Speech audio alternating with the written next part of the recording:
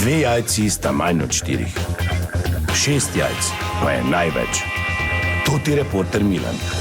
Od krivice do resnice.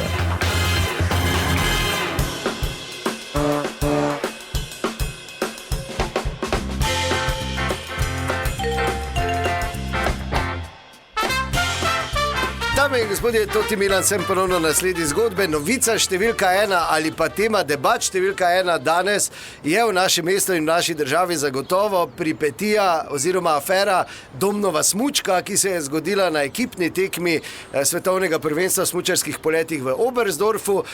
Še zdaj ni jasno, kaj se je zgodilo, kar pa je jasno, da si svetovni prvak in skakalec, kot je Domen Prevc, takega odnosa zagotovo ni zaslužil. No, je pa seveda v našem mestu ena avtoriteta na področju smučarskih skokov, pravzaprav starosta smučarskih skokov v našem mestu, to je gospod Vinko, s katerim sem se dobil pod Pekrsko gorco, kjer je nekoč kraljevala naša mariborska lepotica, naša skakalnica. Gospod Vinko je tudi tu blizu doma, danes šteje 83 let. Gospod Vinko, dober dan.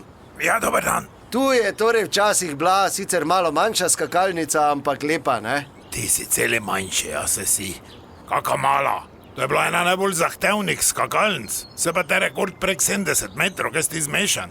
Ti moraš vedeti, da ko so tu bile tekme, je iz Limbuške župnije župnik Habjanič prišel, pa pri vsakem tekmovalcu zvonil gori v Turnu. Zakaj pa? Ja, za vsak primer. Zakaj? Ker če si preživel na led, pa odriv na mizi, pa tudi v luftu, pa pristanek, če te ni kompresija v sebe potegnila, te lahko šoper Lopez še zajebo doli, ko si čist se že skoraj vstavo, ker je imel luknjo v ograji, pa ga spustil, ne? Kompresija, ste rekli? To se je po svetu govorilo o pekerski kompresiji. Kaj pa da ti misliš? Klemen Oman, to je bil en veliki talent iz Kranja, je prišel sem skakati na eno tekmo. Pubec je bil, mislim, da 184-185 cm visok, pa je malo podcenjeval. Ko se je vsedel fičeka, da bi se pelo domov, ni segnil do sklopke. Tako je nabilo skup. Dobre je, deda, daj ne Ne boj pretiravaj. tiho ti. No, kaj pa pravite na to, kar se je dogajalo včeraj v Oberstdorfu? To je tako vse skup brez veze, že pri to ti opremi pa to. Gori bi ena mogla ali pa en te vun talat, pumparce iz kamgarna pa polovre, pa bi vsi mogli isti skakati. Da bi bilo isto, zdaj smučke, pancere, kake ima vredije, ali bo imel čelado, kapo. Jaz osebno nisem imel nič.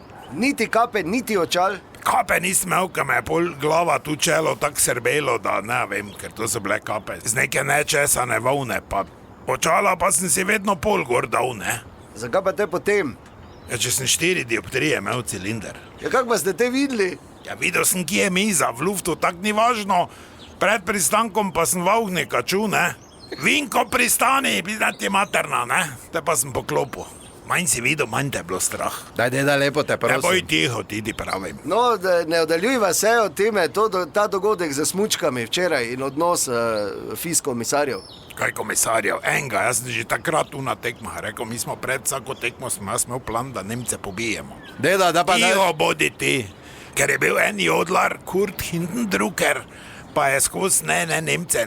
In če bi mi takrat red naredili, bi zdaj tudi red bil. Pubec pa je verjetno z eno smučko hotel dol skočiti včeraj, ker tako viš, da s dvema je preč dober, ne?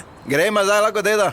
Kak si tečen srečo, imaš, da ni več naprave, ker zdaj me čakal, ker bi jaz skakal do 11. Dobro, to je bila še ena zgodba, raziskoval sem jo Toti Milan od krivice do resnice. Če ne bi bilo VBO-ja, bi imeli vsi krive zobe. Digitalno zobozdravstvo VBO.